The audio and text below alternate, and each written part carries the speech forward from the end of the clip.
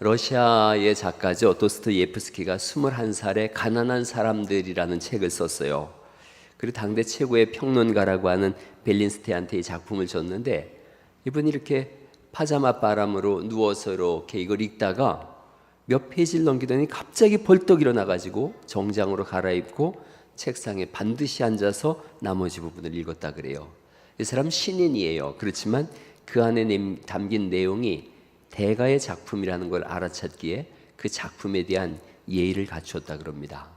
하나님이 보이지 않을 때 사람들이 두 가지 반응을 보입니다. 하나님 없어 그러고 무례한 행동을 합니다. 또 하나는 하나님은 계시지만 안 보이더라도 계심을 알기에 그 앞에서 경건한 예배를 드리게 되는 줄 믿습니다. 오늘 우리가 드리는 예배가 하나님 앞에서 경건한 예배가 될 수 있기를 간절히 축원합니다. 세례 요한이 등장하던 때가 역사적으로 되게 복잡한 때예요. 구약의 선지자 중에 아모스 선지자라는 선지자가 있어요. 그 아모스 선지자가 이렇게 예언을 합니다. 기근이 있을 때가 온다. 기근이 많은 때가 올 거고 기갈의 때가 올 텐데, 물이 없어서 기갈이 아니다. 먹을 것이 없어서 기근이 아니고 하나님의 말씀을 듣지 못하는 기갈의 때가 올 거다라고 말씀하고 있어요. 이게 이제 아모스 8장 11절에 있는 말씀인데, 그리고 조금 더 시간이 흐르면서 이러한 때가 옵니다. 구약의 마지막 선지자가 말라기예요. 말라기 선지자를 끝으로 해서 예수님 오시기까지 대략 한 400년 정도를 하나님의 말씀이 임하지 않습니다. 선지자들이 오지 않은 거예요. 이때를 그래서 침묵의 세기들이라고도 하고 하나님의 예언의 말씀이 끊어진 시간이에요. 나라는 로마의 식민지를 살고 있어요. 그리고 하나님 말씀은 끊어졌어요. 이 사람들 마음속에는 이 모든 상황을 역전시킬 구원자가 올 거다. 그 구원자를 메시아라고 표현한 거예요. 메시아가 올 거다. 구원자가 올 거다. 이런 메시아를 기다리는 사상이 가득했어요. 그것을 한번 따라해 보세요. 메시아 대망 사상.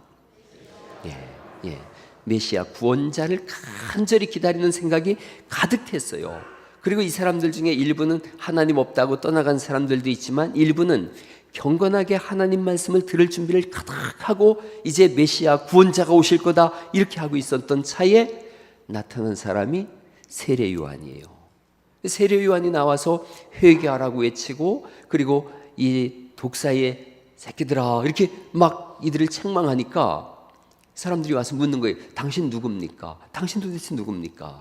그래서 세례 요한이 자신의 정체를 드러내는데 1장 20절 말씀 읽어보시겠어요? 1장 20절에 이렇게 표현합니다. 같이 한번 읽어보시죠. 시작.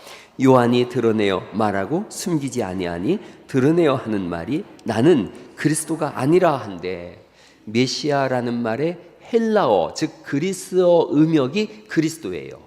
그러니까 메시아가 그리스도와 같은 말이에요. 그러니까 나는 메시아가 아니라는 거예요. 여러분이 기다리는 그 메시아가 아니다. 그리고 21절은 제가 읽어볼게요.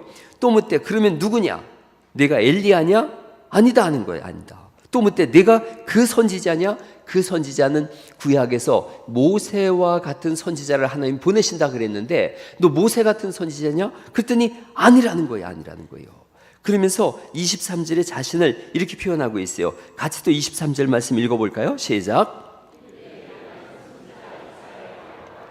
주의 길을 곧게 하라고 광야에서 외치는 자의 소리로라 하니라. 나는 광야에서 외치는 자의 소리다. 즉 내가 앞장서서 내 뒤에 오시는 메시아의 길을 여는 소리다 이거예요. 소리다. 너 그럼 왜 세례를 베푸느냐? 그러자 31절 말씀입니다. 31절 말씀 또 읽어볼까요? 시작. 나도 그를 알지 못하였으나 내가 와서 물로 세례를 베푸는 것은 그를 이스라엘에 나타내려 함이라 하니라 라고 하고 있고, 그리고 예수님에게 세례 요한이 세례를 줍니다. 그래서 세례를 베푸는 사람, 그래서 세례 요한이라고 이름을 쓴 거예요. 이 사람은 나중에 예수님을 알아보고 이렇게 표현합니다. 아주 성경의 가장 아름다운 신앙 고백 중에 하나인데 3장 29절 말씀 보시겠어요? 3장 29절에 보면 29절 30절에 세례 요한의 신앙 고백이 나옵니다. 3장 29절 30절 말씀 같이 한번 읽어보죠. 시작. 신부를 취하는 자는 신랑이나 서서 신랑의 음성을 듣는 친구가 크게 기뻐하나니 나는 이러한 기쁨으로 충만하였노라. 그는 흥하여야 하겠고 나는 쇠하여야 하리라 하니라. 여기서 그는 예수님이에요. 예수님은 흥하여야 하겠고 나는 쇠하여야 하리라. 이 사람이 사역이 그거예요. 나는 처음부터 끝까지 예수님의 길을 열기 위해서 온 사람이라는 거예요. 예수님을 증거하고 드러내기 위해서 온 사람이고, 내가 하는 일은 예수님을 흥왕하게 하고, 그리고 내가 무너지고 내가 망해도 나는 그걸로 인하여 기뻐한다는 거예요. 이게 진짜 신앙이에요. 예수님 진짜 만난 사람 찬송이 323장 찬송이에요. 이렇게 써 있어요. 푸른 바다 나서님은 어디든지 가오리다. 괴로우나 즐거우나 주만 따라가오리다. 어느 누가 막으리까? 죽음인들 막으리까? 어느 누가 막으리까? 죽음인들 막으리까? 예수님 만나니까 또 고백하는 거예요. 아골골짝 빈들에도 복음 들고 가겠습니다. 소돔 같은 거리에도 사랑 안고 찾아가겠습니다. 종의 몸에 지닌 것도 아낌없이 드리겠습니다. 그리고 그는 흥하여야 하겠고 나는 쇠하여야 하리라 라는 찬송가 버전이 있다면 3절이에요. 3절 찬송 같이 한번 불러보시겠습니까? 존귀 영광 모든 권세 주님 홀로 받으소서. 멸시천대 십자가는 제가 지고 가오리다. 3절 찬송 같이 한번 불러보시죠.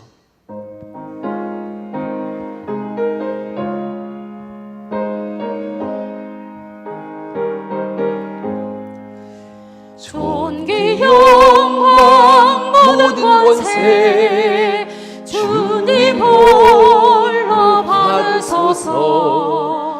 멸시천대 십자가는 제가 지고 가오리다. 이름 없이 빛도 없이 감사하며 섬기리다. 이름 없이 빛도 없이 감사하며 섬기리다. 할렐루야. 이게 신앙이에요. 3절을 읽어보죠. 다시 한번 3절을 같이 한번 읽으면서 내 평생에 내가 이렇게 신앙생활 하겠다. 저도 목사지만 반드시 이렇게 내가 신앙생활 하겠다. 여러분, 이걸 거꾸로 하는 사람이 있어요. 존귀 영광 모든 권세 제가 지고 갈 테니 멸시천대 십자가는 주님 홀로 받으소서. 거꾸로 부르는 사람이 있어서 한국교회가 혼탁한 거예요. 교회가 그래서 시끄러운 거예요. 3절을 읽어보죠. 그냥 한번 읽어봐요. 같이 읽어보죠. 시작. 존귀 영광 모든 권세 주님 홀로 받으소서. 멸시천대 십자가는 제가 지고 가오리다. 이름 없이 빛도 없이 감사하며 섬기리다. 이름 없이 빛도 없이 감사하며 섬기리다. 할렐루야. 이게 신앙이에요. 세례 요한은 이 고백을 한 믿음의 증인이에요. 이 사람은 예수님에 대해서 아주 선명하게 증거하고 있어요. 오늘 두 가지를 말씀드릴 거예요. 세례 요한이 증거한 예수님, 그리고 예수님 자신이 증거하신 예수님, 두 가지를 말씀드릴 텐데, 세례 요한은 예수님에 대해서 29절에 이렇게 증거하고 있어요. 29절 말씀 같이 한번 또 읽어보십니다. 1장 29절이에요. 1장 29절 읽어보시죠. 시작. 이튿날 요한이 예수께서 자기에게 나오심을 보고 이르되 보라, 세상 죄를 지고 가는 하나님의 어린 양이로다. 이렇게 말씀하세요. 하나님의 어린 양이로다. 제가 신앙생활하면서 두 가지를 꼭 기억한다고 늘 말씀드린 게 있어요. 예수님 믿습니다 그럴 때 사람들이 예수님 믿는 게 뭐예요? 예수님 믿는 게 뭐예요? 내가 복음을 믿어요. 복음이 뭐예요? 그럴 때 대답해야 될 말이 있어야 돼요. 그건 우리 목사님한테 가서 물어봐, 장로님한테 물어봐, 이럴 게 아니라 두 가지를 생각하면 된다 그랬어요. 비하와 승귀라고 했어요. 한번 따라해 보세요. 비하, 승귀. 비하는 내려간다는 뜻이에요. 너 나를 비하하냐? 이런 거하고 똑같아요. 예수님께서 이 땅에 육신을 입고 오심, 성육신이에요. 육신을 입고 이 땅에 오심, 그게 비하예요. 그리고 십자가 죽으심, 이게 비하예요. 그러니까 예수님의 비하는 두 가지예요. 성육신과 십자가예요. 여기서 끝나지 않아요. 예수님께서 부활하신 줄 믿습니다. 부활과 승천, 이걸 오를 승자에 귀할 귀자, 귀한 대로 올라가셨다. 그래서 부활, 승천, 우린 이걸 믿어요. 예수님께서 나를 대신하여 죽으시려고 육신을 입고 이 땅에 오셔서 십자가를 지심, 비하, 그리고 영원한 하나님 나라가 있음과 또한 우리를 구원하셨음에 이 구원의 사역을 완성하심을 드러내는 것이 부활과 승천. 그래서 비하, 승기, 이 두 가지를 가지면 여러분 누구하고 얘기를 해도 복음에 대해서 1시간도 말씀드릴 수 있고 2시간도 이야기할 수 있어요. 그러니까 오늘 두 가지를 꼭 기억하세요. 다시 한번 비하, 승귀. 예, 그렇습니다. 세례 요한이 이걸 말씀하고 있어요. 세상 죄를 지고 하는 하나님의 어린 양을 말씀드릴 때 6월절 어린 양을 여러분 떠올리지 않습니까? 이스라엘 백성들이 이집트에서 나올 때 양을 잡아서 그 양을 머리 인방과 설주에다가 피를 발라요. 그리고 나옴을 인해서 새로운 이스라엘 백성들이 출현한 거예요. 하나님의 백성이 출현한 거예요. 그처럼 예수님께서 우리를 위하여 십자가에 죽으심을 인하여 우리가 하나님의 백성으로 새롭게 출발된 줄 믿으시기 바랍니다. 그래서 예수님의 6월절 어린 양 되심, 그게 세상 죄를 지고 가는 하나님의 어린 양이란 뜻을 가지고 있고요. 또 하나는 예수님께서 십자가에 죽으시거든요. 이 죽으심에 대해서는 이사야서 54장 5절에 있는 말씀인데 같이 한번 읽어보시겠습니다. 시작. 그가 우리의 죄악 때문이라 그가 징계를 받음으로 우리는 평화를 누리고 그가 채찍에 맞음으로 우리는 나음을 받았도다. 우리는 다 양 같아서 그릇 행하여 각기 제 길로 갔거늘 여호와께서는 우리 모두의 죄악을 그에게 담당시키셨도다. 고난받는 종이에요. 우리를 위하여 대신 고난받으시는 분, 비하에 관한 부분이에요. 6월절 어린 양 되신 분, 나를 위하여 대신 고난받으신 분, 그가 찔림으로 인해서, 그가 상함으로 인해서, 그가 징계를 받음으로 인해서 내가 나음을 얻었고 내가 회복을 얻었고 내가 하나님 자녀가 되어졌구나 라고 하는 내 대신 죽으신 고난받는 종, 비하에 관한 부분이에요. 그런가 하면 어린 양은 승리자의 모습이에요. 이스라엘에게 있어서 가장 탁월한 지도자가 누구냐? 승리하는 왕의 모습이 뭐냐? 어린 양으로 표현하고 있어요. 어린 양은 젊은 양이에요. 이기는 왕, 날마다 승리하는 양, 그것을 어린 양으로 표현했어요. 그러니까 이건 승리에 관한 부분이에요. 특별히 세상 죄를 지고 가는 하나님의 어린 양, 이렇게 말씀하고 있는데, 지고 간다라는 이 표현이 헬라어는 아이로라는 표현을 썼어요. 아이로, 이거는 제거하다 이런 뜻이에요. take away, 없애다, 제거하다. 그러니까 정확하게 원어적으로 표현하면 세상 죄를 제거하고 가시는 하나님의 어린 양이에요. 세상 죄를 제거하는 분이에요. 제가 이런 표현을 썼어요. 지난주에 설교에 빛이 어둠에 비추되 어둠이 이기지 못하더라. 생명의 빛이 우리 예배 속에 비춰진다고 말씀하신 줄 믿으시기 바랍니다.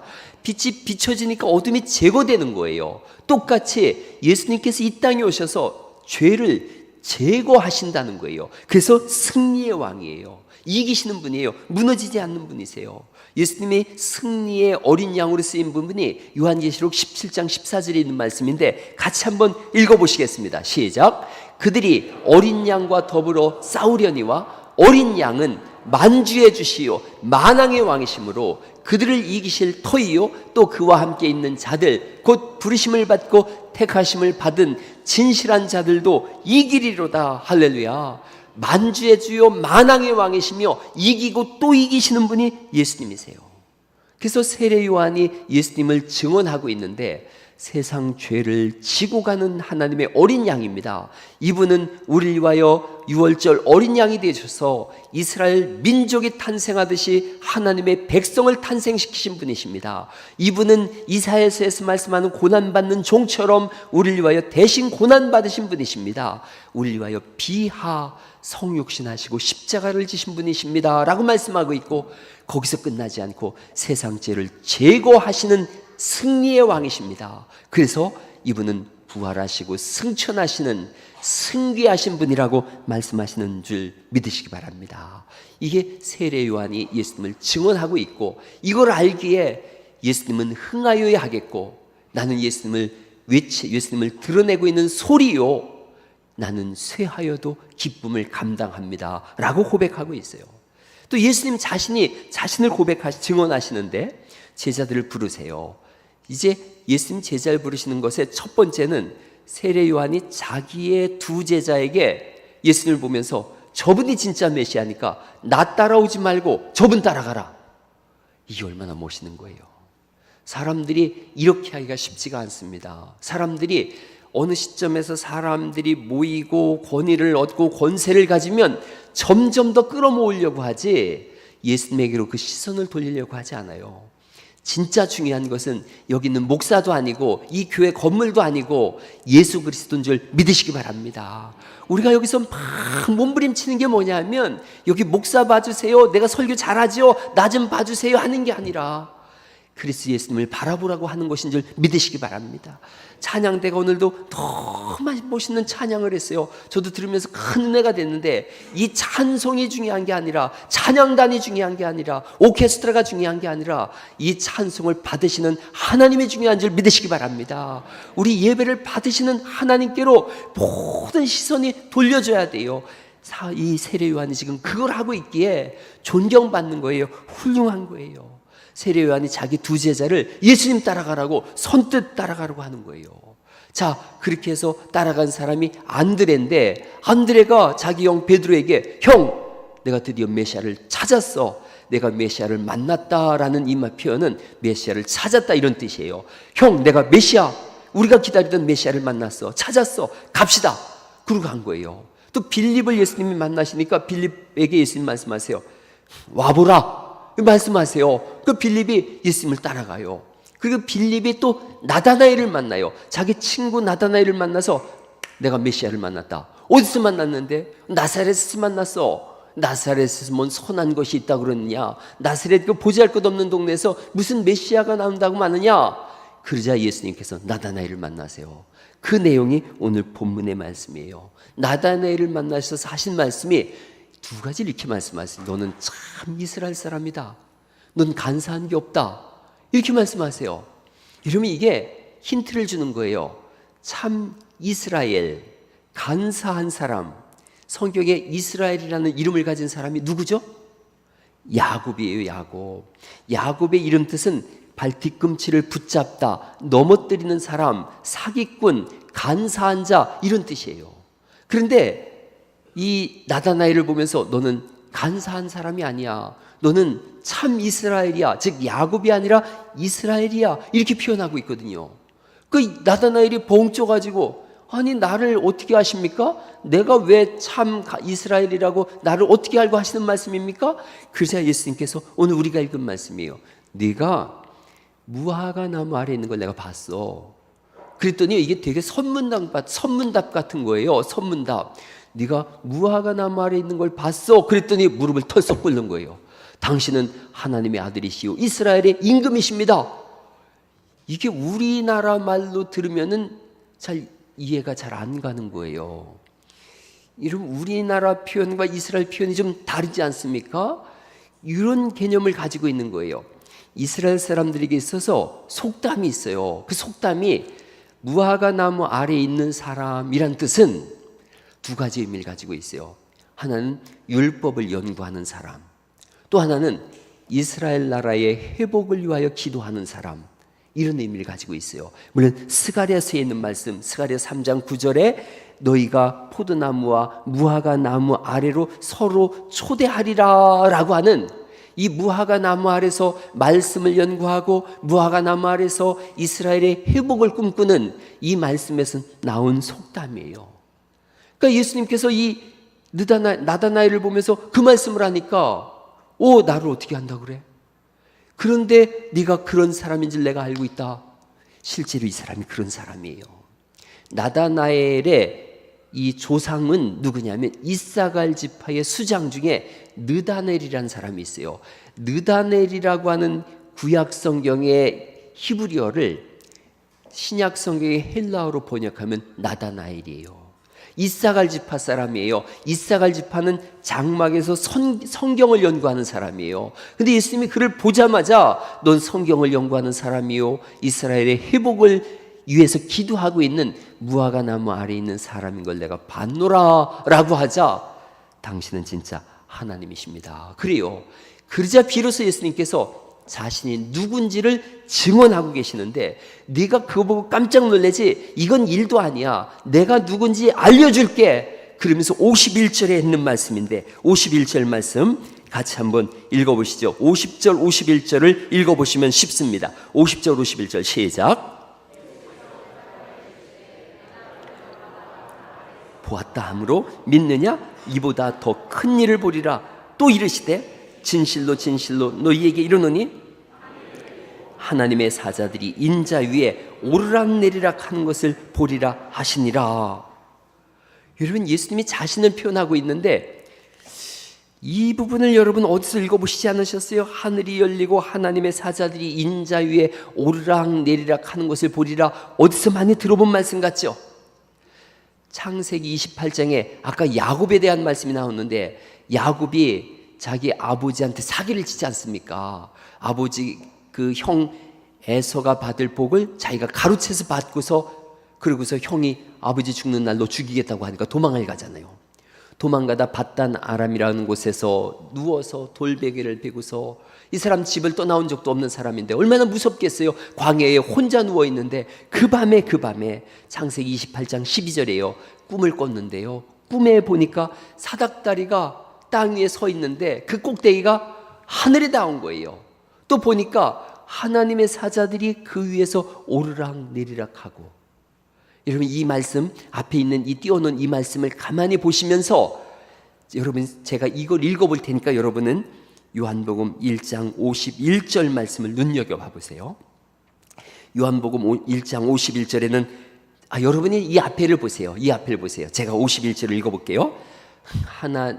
꿈에 본즉 사닥다리가 땅에 서 있는데 그 꼭대기가 하늘에 닿았고 또 본즉 그 다음에 성경이 이렇게 있어요. 여러분 여기를 보세요. 칠판을. 하나님의 사자들이 인자 위에 오르락내리락 하는 것을 보리라. 우리가 읽은 요한복음 1장 51절에는 인자 위에 오르락내리락 하는 것을 보리라 그랬는데 창세기 28장 12절에는 어디 위를 천사들이 오르락내리락 한다는 거예요? 이걸 못하면 국어 점수 빵점이에요. 사닥다리 위로 사자들이 오르락내리락 하는 걸 본다는 거예요. 그 요한복음 1장 51절에는 인자, 즉 예수님 위를 사자들이 오르락내리락 하는 걸 보는데 창세기 28장에는 사닥다리 위를 오르락내리락 한다는 말씀은 예수님이 누구란 뜻이에요? 사닥다리가 누구란 뜻이에요? 1번 예수님, 2번 송응준. 시작. 아이고 100점이에요. 사닥다리를 예수님 자신으로 표현한 거예요. 그러니까 내 위로 그때 그 사닥다리 위로 사자들이 오르락내리락한 그 사닥다리가 뭔 줄 아느냐? 바로 자신이라는 거예요. 야곱 사건을 이어가고 있는 거예요. 야곱의 생각을 해봤어요. 불안한 시간이에요. 홀로 된 시간이에요. 광야에서 버림받은 시간이에요. 생활과 환경이 믿음과 상관없이 어려운 시간이 있어요. 혼란한 시간, 이방인의 땅에서 언제 죽을지 모르는 우상의 땅인데 돌베개 하고 있는데 불편한 잠자리에서 꿈을 꾸고 있는데 야곱 인생 전체를 바꿔놓는 놀라운 꿈을 꾼 거예요.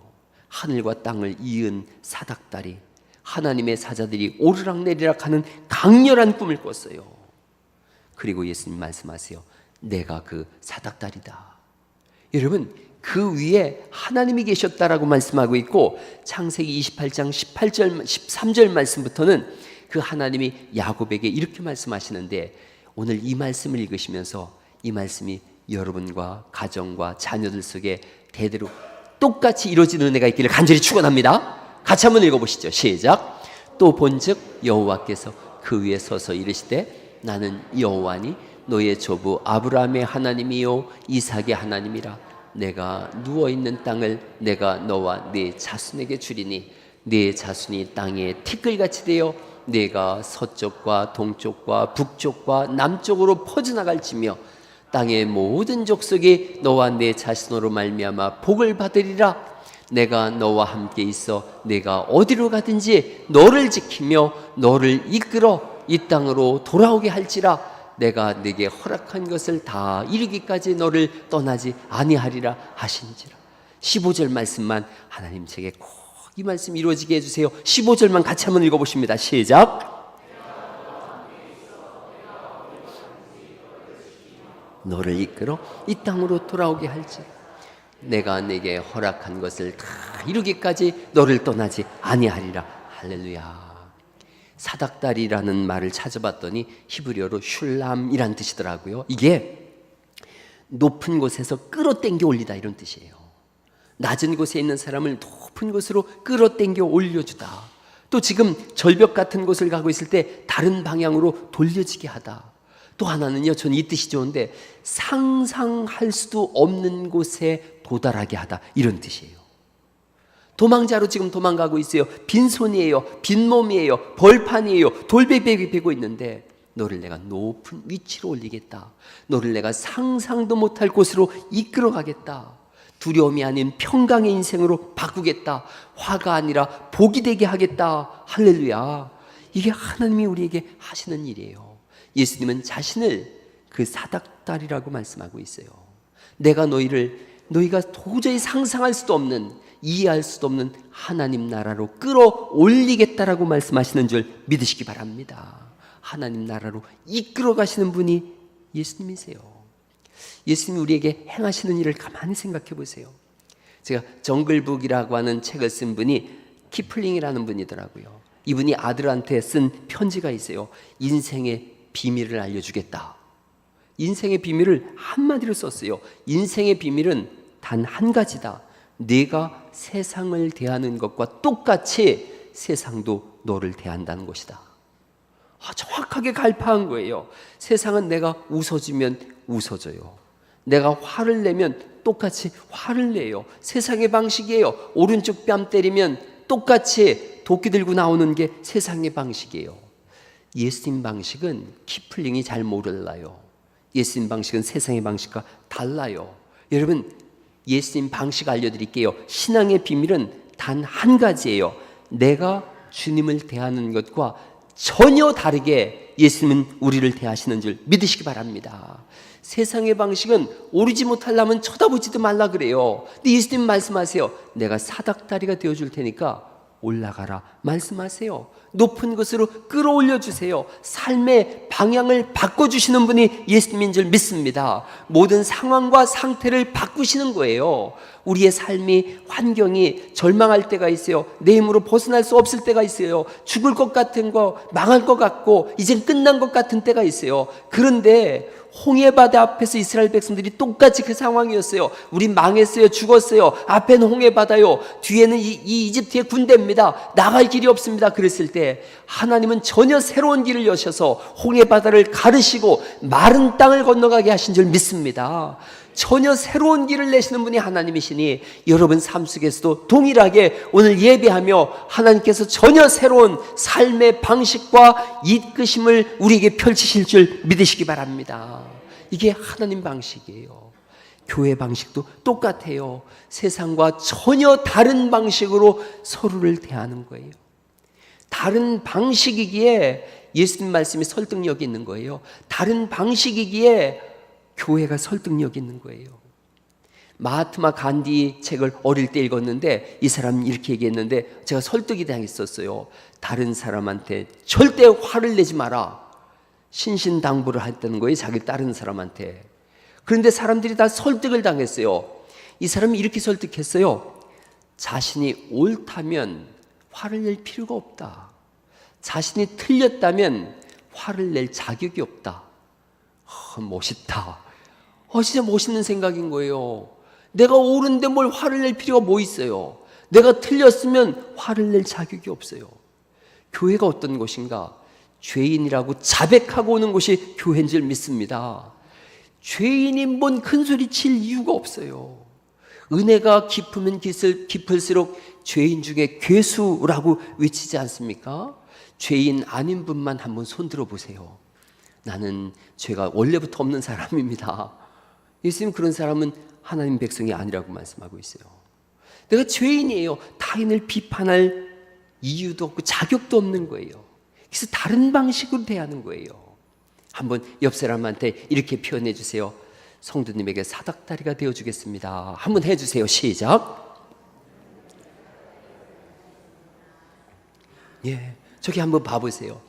야곱이 잠자고 있어요. 누가 사닥다리가 필요한 사람이냐? 저 사람이에요. 잠자는 사람, 무너진 사람, 주저앉은 사람, 그 사람이 사닥다리가 필요한 거예요. 여러분, 어제 이거 다는데요. 이거 다는데 누가 올라갔겠어요? 정원기 장로님, 김종태 집사님, 갑자기 집사님 이름이 생각이 나요. 저 집사님. 뭐 이렇게 저까지 5명에게 쫙 있었어요. 장진영 목사까지 있었어요. 누가 올라갔겠어요? 1번 송홍준, 2번 장진영. 올라가세요. 근데 우리 밑에서 전부 사닥다리를 이렇게 붙잡고 있었어요. 그래서 이걸 한 번에 걸었어요. 한 번에. 그래서 은퇴하면 제가 장진영 목사랑 이런 거 하는 일을 하려고 지금 그러고 있어요. 이런 사닥다리가 되어주니까 이걸 쉽게 하더라고요. 끌어올려주는 거예요. 용기를 주는 거예요. 소망을 주는 거예요. 살리는 말을 해주는 거예요. 비판할 시간에 사랑하는 것, 그게 교회인 줄 믿습니다. 교회는 다른 방식으로 대하는 거예요.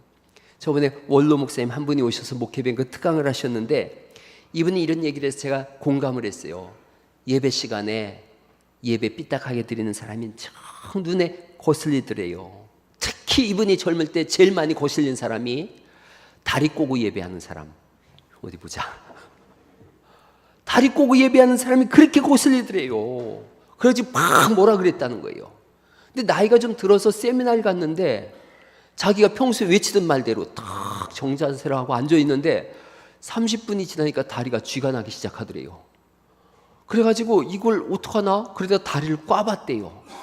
세상 편하더래요. 그래가지고 오른쪽으로 꽈다 왼쪽으로 꽈다 잘 짧아서 꽈지지도 않는 다리를 꽈니까 너무너무 편하더래요. 교회 와서 잘못했다 그랬대요. 그리고 다리 꼬고 예배하시라고 꼬실 분들은 그랬대요. 또 하나 거슬리는 분이 있었대요. 산송할 때 손뼉 안 치는 사람. 아니 왜 손뼉을 안 치냐는 거예요. 근데 자기 아내가 나이 들어가지고 손 마디마디가 아프다 그러더래요. 손뼉을 칠 수가 없더래요. 그래가지고 이렇게 하는 걸 보면서 또 회개했대요. 그래서 손 아픈 분은 치지 말라 그랬대요. 그 상황이 되니까 역지사지 되니까 이해가 되더래요. 함부로 판단하지 않는 거예요. 함부로 정지하지 않는 거예요. 함부로 화내지 않는 거예요. 공감이 되고 이해가 되는 거예요. 그래서 그 얘기 듣고 제가 생각했어요. 우리 교회에서는 70이 넘은 분은 다리 꼬고 앉으세요. 할렐루야. 70 넘은 분은 손뼉 안 치셔도 허용합니다. 그러니까 70 되기 전에 다리 꼬고 있는 분이 있으면 제가 가서 기도해 드릴게요. 하나님, 70도 안 됐는데 벌써부터 다리에 쥐가 나면 어떡합니까? 제가 이렇게 기도해 드릴게요. 교회는 다른 곳이에요. 제가 저와 여러분 관계를 생각해 봤어요. 참 고마운 사이구나 생각했어요. 우리가 참 고마운 사이구나.